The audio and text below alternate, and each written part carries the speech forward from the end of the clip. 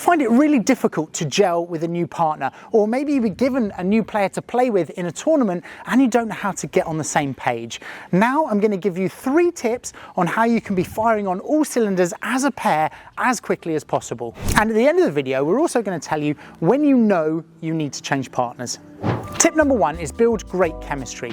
If you talk to any of the pros about playing with a new partner, they are not talking about how amazing their Weber is or their topspin smash in relation to part of their game with the volley.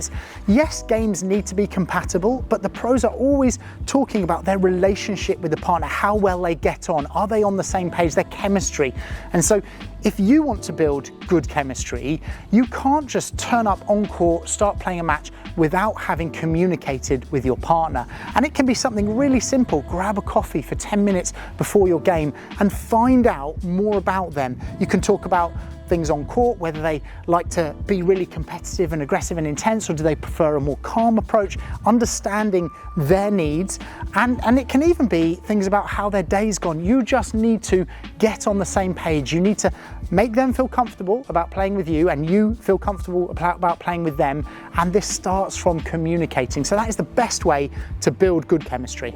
Tip number 2 is about understanding their game, understanding what they are comfortable and trying to get a feel for who will take these balls down the middle, because often that is the bit that takes the longest for a pair to get compatible in terms of their games, is understanding what the players like. And again, this can be a conversation off the court where you are saying, if the ball comes down the middle here, how comfortable are you with your backhand off the glass? Or, you know, do you like to lob in this situation? If the ball comes into the middle, I'm a left court player, I quite like to come across and play this shot. These are all examples of conversations that you could have with your partner just so they get an understanding. And a lot of this depends on their paddle experience. A lot of the time with our members, particularly with our members, because we spend so long talking about tactics and strategy and court position and things like that, if they play with someone that is not used to that or has not had that kind of training, then they may be out of position. So you want to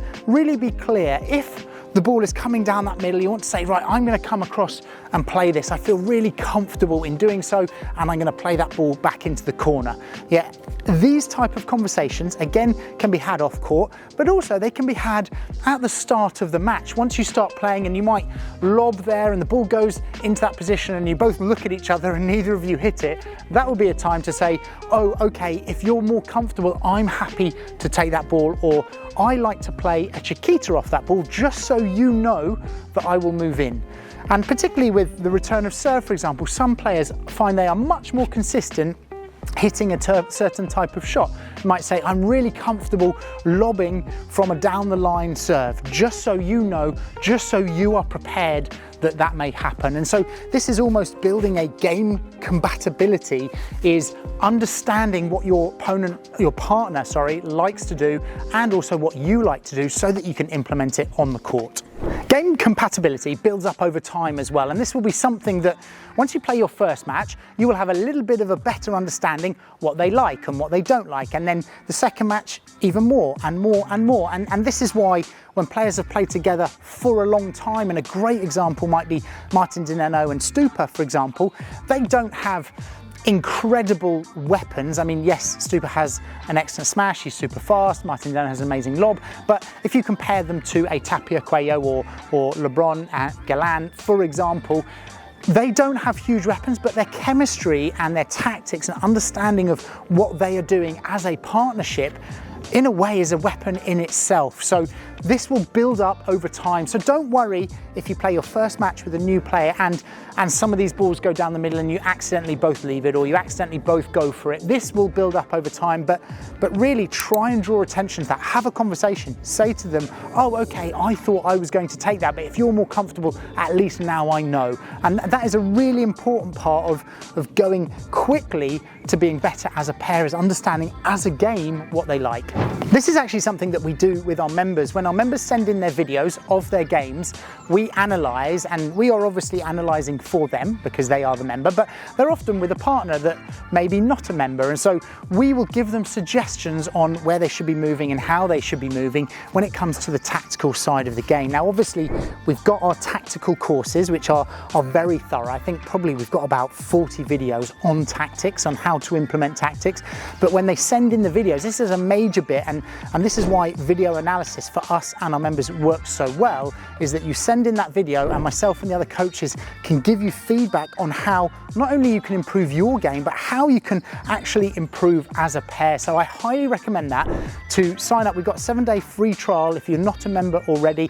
And if you are a member, then I would highly recommend asking your partner to sign up as well, because if you're both on the same page, you will definitely play better paddle together.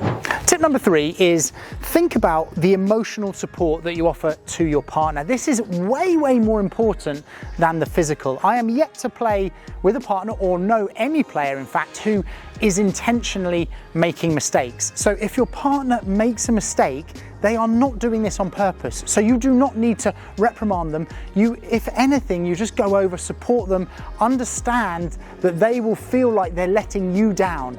So if you know that, then make sure you are not making it obvious to them that that might be the case. Yeah, so emotional support is key.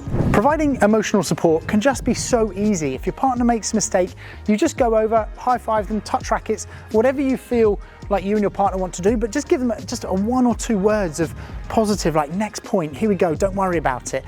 And if you are one of these players that says, I get really frustrated, but it's only with myself, that is so difficult, A, to play with, but B, if you don't tell them. If you're one of those partners that misses a ball, or your partner misses a ball and you go, oh, like this, and I'm just frustrated at myself for what happened early in the point, and they don't know that, they are thinking that you are frustrated with them, and they are therefore putting more pressure on themselves and more likely to make mistakes. So A, don't be one of those partners that gets frustrated with yourself, and if you are, don't show it. And if you need to show it, then definitely tell them that, look, this is just how I respond. It is no reflection on you. I'm not putting any pressure on you. Don't worry. I'm only doing this to myself. And just keep reinforcing that, because it's very difficult for players to play with a partner like that. So if you are like that, please make sure you tell them. It'll make life a lot easier for them. And the big question of when do you know if you need to change partners? The easy answer is if you're not enjoying it. If you feel like there's pressure on yourself, or you're accidentally putting pressure on your partner and you're not compatible in terms of chemistry and relationship wise, then I would say it's probably time to select a different partner. It doesn't matter how amazing your games fit together. If you are not enjoying it together, you won't play your best paddle. So that would be the time that I would say, give it 1 or 2 games, and if it doesn't change, then I would definitely look for a different partner.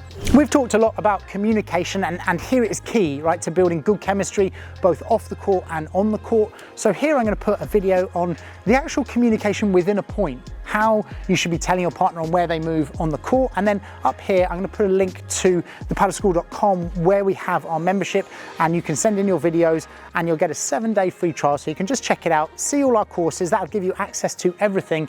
And if you like it and you want to transform your game, that is where I would go.